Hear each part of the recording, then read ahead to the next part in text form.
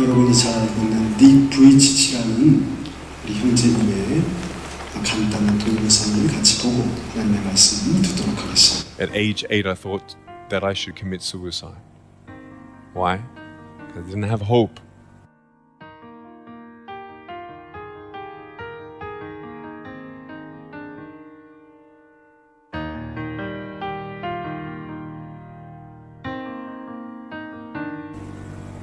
So I tried to give up.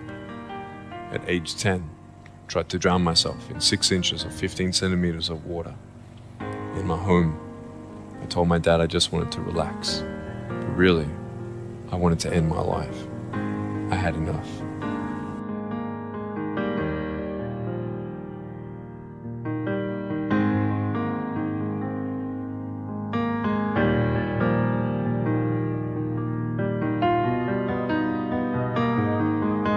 But it was so hard because people put me down.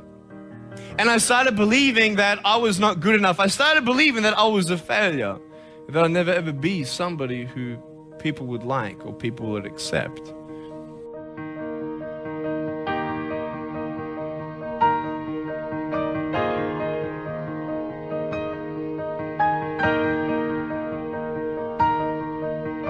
I couldn't change my circumstance.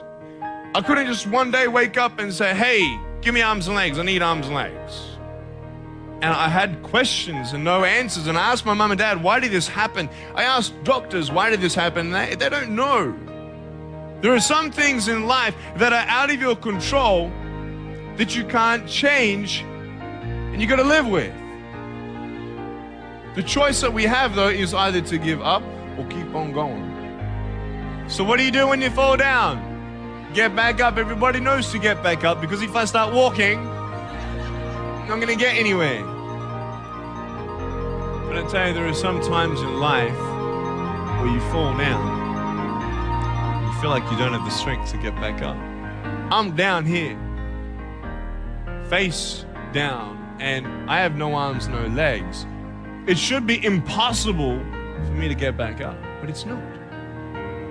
You see, I will try 100 times to get up, and if I fail 100 times, if I fail and I give up, do you think that I'm ever gonna get up? No.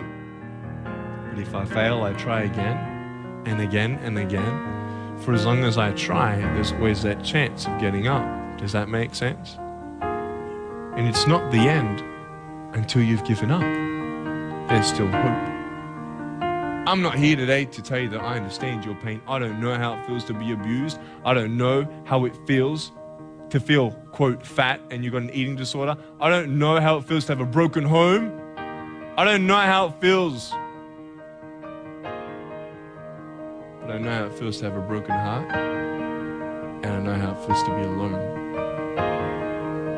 But I just want you to know that it's not the end. It matters how you're going to finish. Are you going to finish strong?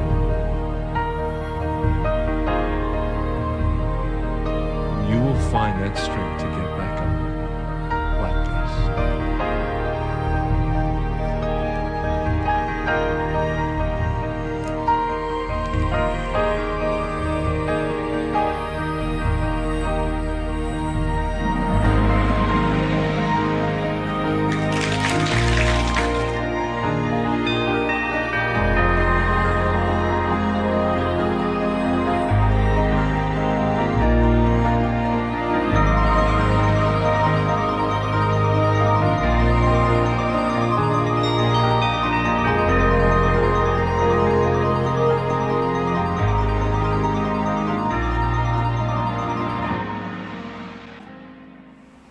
저는 이 닉 부이치치의 삶을 보면 이런 생각을 하게 됩니다. 인생에서 일어난 일들을 내가 어떻게 해석하느냐에 따라서 나의 삶이 비관적으로 되느냐 아니면 낙관적인 삶을 사느냐 그것을 결정한다고 생각합니다. 어떤 목사님은 설교에서 우리 인생은 일어나는 일은 10% 10%에 불과하지만 그 일어난 일을 어떻게 해석하느냐, 그게 90%랍니다.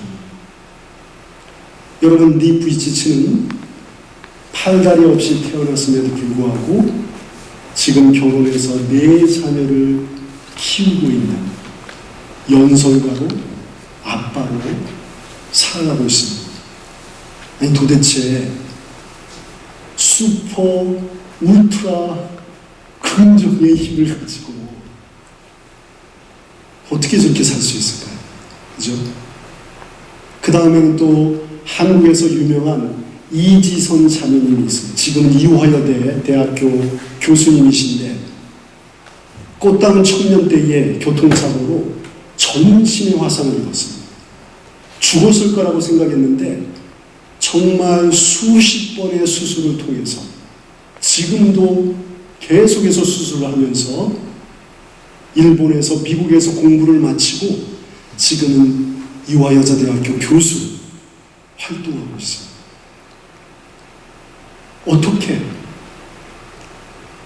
어떻게 슈퍼 울트라 옵티미즘을 가지고 어떻게 저렇게 살 수 있을까? 근데 저와 저의 가족을 돌아보면, 제 옆에 있는 사람을 돌아보면 이런 닉 부이치치 같은 사람, 이지성 같은 자매님 별로 없는 것 같아요. 어떻게 해야 세상에 저런 상황 속에서도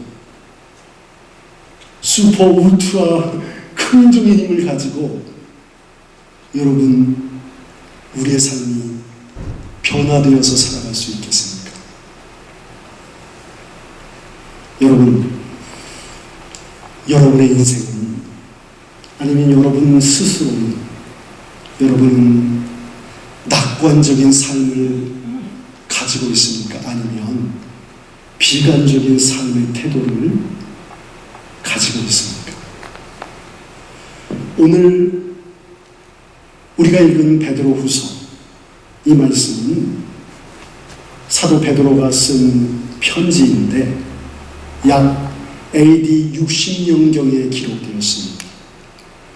예수님께서 주후 AD 30년경에 돌아가시고 하늘로 승천하셨다면 약 30년이 지난 다음에 사도 베드로가 성도들에게 보낸 편지입니다. 근데 이 편지에서 보면 여러분, 예수님이 십자가에서 죽으시고 부활하시고 40일 후에 하늘에 승천하시는 것을 눈으로 직접 본 사람은 그렇게 많지 않았습니다. 사람들이 예수님을 믿게 된 것은 예수님이 승천하시고 나서 제자들이 마가의 다락방에 모여서 간절히 기도했을 때에 성령께서 임하심으로 말미암아 그들 안에 권능이 생겨서 담대하게 하나님의 말씀을 전해야 되겠다. 우리를 위해서 십자가에서 죽으시고 부활하신, 그리고 승천하신 그 예수님이 우리의 구주시구나, 우리의 죽음의 문제, 죄의 문제를 해결하시는 참된 하나님이시구나, 내가 이것을 전해야 되겠다. 강력한 힘을 받고 복음을 전하기 시작했습니다. 그래서 초대교회가 생겨나고 또 예루살렘 주변의 많은 교회들이 일어나기 시작했습니다. 그런데 그 당시에 제자들과 최대교회 성도님들이 그렇게 예수님께서 승천하시면서 거기에 모인 사람들에게 내가 다시 오리라 이렇게 말씀하시니까, 예수님께서 곧 오실 것이다, 그런 믿음을 가지고 예수님 오시옵소서, 그런 신앙을 가지고 살아갔습니다. 그래서 많은 기독교인들이 이제 예수님 곧 다시 오신다, 우리가 지금은 로마 제국의 환란을 받고 핍박을 받고 고난을 당하지만 곧 예수님이 오시니까 조금만 참자. 예수님이 오시면 다 끝나. 하나님의 나라가 임해. 그러니까 더 이상 걱정할 것이 없어. 예수님 곧 오실 거야 하면서 간절한 신앙생활을 했습니다. 그런데 1년, 2년, 10년, 20년, 30년이 지나도 예수님이 오지 않는 거예요. 그러니까 예수를 믿는 사람들 중에서도, 그리고 예수님을 믿지 않는 바깥에 있는 사람들 중에서도 조롱하기 시작합니다. 아니, 예수님이 오신다는데 언제 오시는 거야? 너희들이 말한 예수님이 정말 부활하시고 하늘로 올라가셨어? 그 하나님이 지금, 그 예수님이 지금 어디 계셔? 그렇게 조롱하기 시작했어요. 그러니 예수 믿는 사람들이 생각해 보니까, 아니 도대체 금방 오신다는 예수님이 왜 안 오시지? 라는 의심이 들기 시작했어요. 그래서 사도 베드로가 이 편지를 성도들에게 쓰고 있는 것입니다. 그래서 오늘 말씀에 이렇게 말씀하고 있죠. 우리 8절 9절 말씀에 이렇게 말씀하고 있습니다.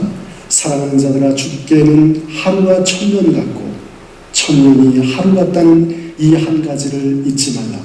주의 약속은 어떤 이들이 더디다고 생각하는 것 같이 더딘 것이 아니라 오직 주께서는 너희를 대하여 오래 참으사 아무도 멸망하지 아니하고 다 회개하기에 이르기를 원하시느니라. 여러분, 한 주간 한 주간 살다 보면 이럴 때가 있어요. 지금 너무 바쁘게 살아서 금요일인 것 같은데 시간을 딱 보니까 화요일밖에 되지 않았어요. 야, 나는 너무 정말 정신없게 살았는데 이제 화요일밖에 안 됐어. 이럴 때가 있고, 반대로 시간이 안 가는 시간. 왜 이렇게 시간이 안 가? 아무리 시간을 봐도 아직도 월요일, 아직도 화요일인 거예요. 빨리 주일이 왔으면 좋겠는데 시간이 안 갈 때가 있어요. 여러분, 하나님에게는 천년이 하루 같고 하루가 천년 같다. 제가 말씀드리고 싶은 것은, 저와 여러분이 인생을 살아갈 때에 비관적인 인생을 살든 낙관적인 인생을 살든 하나님에게는 중요한 게 아니에요. 여러분, 우리 주변에 항상 긍정적인 사람, 우리가 예를 든 것처럼 닉 부이치치, 이지선 자매님과 같이 초울트라 긍정인 사람이 내 옆에 있으면 너무 좋죠. 너무 감사하고. 그런데 비관적인 사람이, 정말 조그만 일에도 비관적인 사람이 옆에 있으면 지내기가 참 어렵습니다. 그런데 우리 하나님에게는 비관적인 사람이든 낙관적인 사람이든 그거 별로 중요하지 않다는 거예요. 하나님에게는 천년도 하루에 불과하다. 하나님에게는 하루도 천년. 그러니까 우리 주변에 비관적인 사람이 있든지 낙관적인 사람이 있든지 그게 중요한 게 아니에요. 하나님은 우리 모두에 대해서 오래 참고 계신다는 게 중요합니다. 왜 오래 참으십니까? 한 명도 멸망하지 않고 다 회개하고 구원받기를 원하시기 때문에 하나님은 우리를 향하여 오래 참고 계신다. 그러니까 우리 가족 중에서 비관적인 사람이 있어도 너무 뭐라고 높일 필요가 없어요. 왜냐? 하나님은 우리 모두를 사랑하시기 때문에 한 사람도 빼놓지 않고 끝없이 참고 기다리시는 분이시기 때문에 걱정할 게 없다. 하나님의 마음으로 우리도 참고 기다리고 기도하는 마음이 필요한 것입니다. 여러분, 오래 참다라는 말이 우리 헬라어로 뭐라고 하냐면 휴포메노예요. 휴포메노. 휴포라는 말은 언더라는 뜻이고 메노라는 말은 어바이드라는 뜻이에요. 그러니까 무언가의 밑에서 살고 있다는 거예요. 그러면 하나님이 오래 참으신다는 것은 하나님께서 무언가의 밑에서 지금 살고 계신다는 거예요. 하나님이 밑에서 살고 계신가? 그건 좀 이상하죠. 하나님은 하늘에 계신 분인데 어떻게 밑에 삽니까? 하나님은 우리를 대해서 오래 참고 계시는데 저와 여러분이 회개하기까지 끝없이 참고 계십니다. 그러니까 우리 때문에, 저와 여러분 때문에 하나님께서는 끝없이 참고 지내신다. 무엇을 위해서? 우리가 회개하고 주님 앞에 돌아와 구원받기를 위해서. 여러분, 회개하면 생각나는 게 어떤 생각이 나십니까? 아, 죄로부터 돌이키는 거 맞죠? 회개는 죄로부터 돌이키는 거. 그런데 딱 반까지만 하는 거예요. 회개는 repent 한다는 것은 죄로부터 돌이키는 건데 딱 반까지 옵니다. 회개는 죄로부터 돌이켜서 더 나은 삶으로 변화되는 것을 의미합니다. 죄로부터 돌이킨 다음에 더 나은 삶으로 변화되는 것을. 이게 회개예요.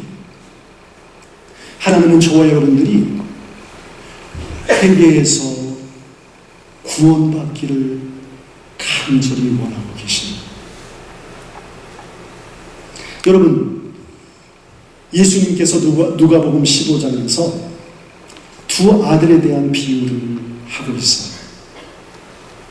여러분 많이 들어보셨겠지만 다시 말씀드리면, 부자 아버지에게 두 아들이 있었는데 첫째, 둘째 아들 중에서 둘째가 아버지의 재산을 가지고 혼자 살고 싶어요. 그래서 아버지께 가서, 아버지, 나 아버지의 재산을 좀 내게 미리 주세요. 내가 나가서 성공하고 싶어요. 그러니까 아버지가 넓은 마음으로, 그래, 내가 너를 위해서 나의 재산을 다 띄워줄게. 원래는 죽어야만 주는 유산을 미리 살아있을 때에 아버지가 둘째 아들에게 다 주었어요. 그런데 이 둘째 아들이 어떻게 했습니까? 그 재산을 가지고 먼 나라에 가서 허랑방탕하면서 살았어요. 재산을 다 탕진했어요.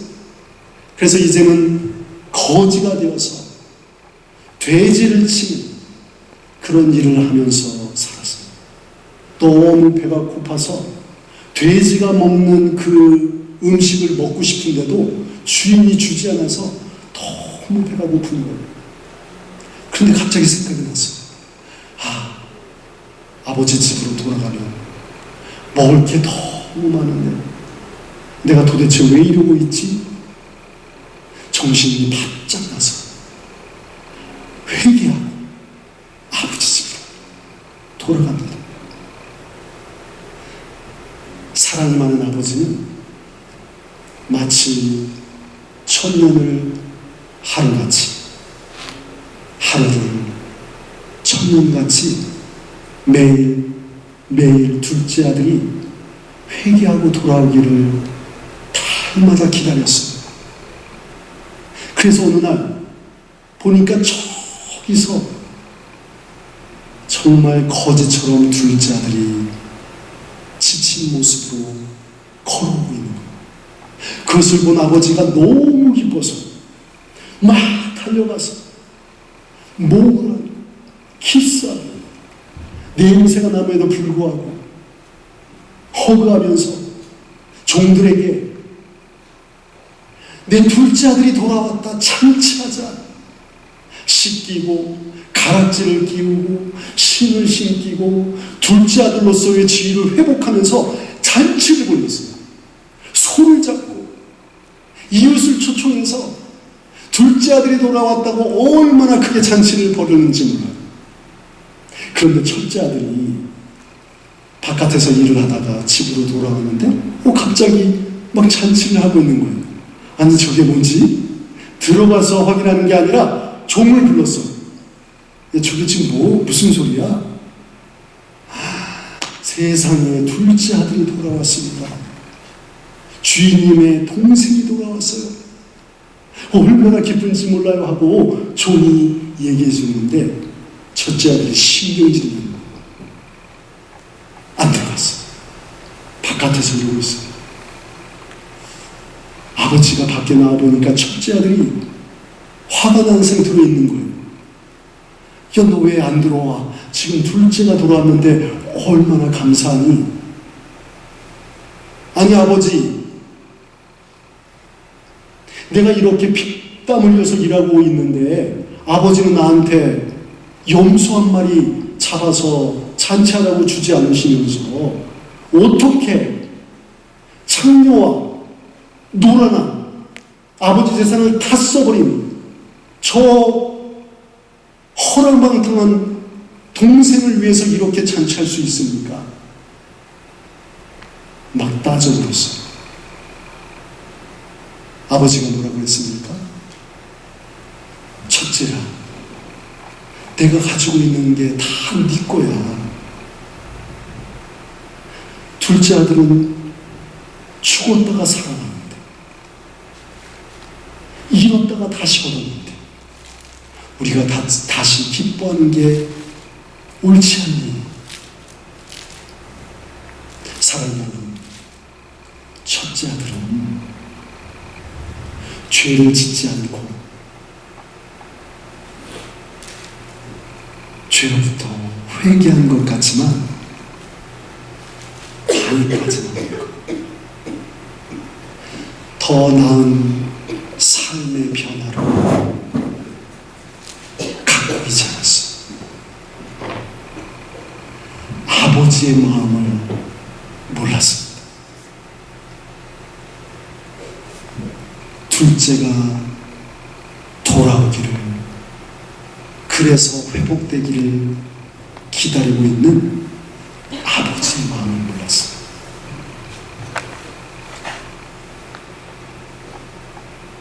사랑하는 여러분, 우리의 가족 중에 또 우리의 이웃 중에 돌아와야 할 영혼들이 많이 있어요. 우리 안에 아버지의 마음을 갖고 있을 때에 이 세상 그 어떤 죄인도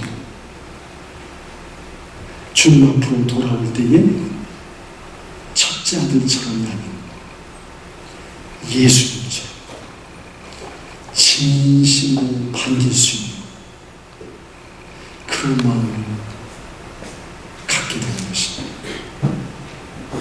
하나님이 우리에게 말씀하셨어요. 하나님이 세상을 이처럼 사랑하사 독생자를 주셨습니다. 이는 저를 믿는 자마다 멸망치 않고 영생을 얻게 하려 하십니다. 하나님은 우리를 위해서 자신의 아들을 죽이시기까지 사랑하셨습니다. 그리고 모든 사람이 멸망하지 않고 회개하고 주님 앞에 돌아오기를 간절히 기다리고 계십니다. 사랑하는 여러분, 하나님은 천년이 하루 같고 하루가 천년 같으신 분이십니다. 우리 주위에, 우리의 가족 중에 비관적인 마음을 갖고 있든지 낙관적인 마음을 갖고 있든지 그게 중요한 게 우리가 먼저 하나님의 마음을 가져서 우리 주변에 있는 사람들이 주님 앞에 돌아올 때까지 예수님의 마음으로, 하나님의 마음으로, 넓은 사랑의 마음으로 기다리는 것이 너무나 중요합니다. 사랑하는 여러분, 여러분의 가족과 이웃을 생각해 보십시오. 하나님은 그들을 너무나 사랑하고 계십니다. 끝까지 기다리고 계신 것입니다. 그들을 위해서 기도하고 예수님의 마음으로 받아주고 돌아올 때까지 저희들이 예수님의 마음을 품고 기도할 때에 이 땅에 진정한 하나님의 나라가, 사랑의 나라가 이루어질 줄로 믿습니다. 우리 그렇게 함께 믿음으로 살아가는 저와 여러분 되시길 예수님의 이름으로 축원합니다.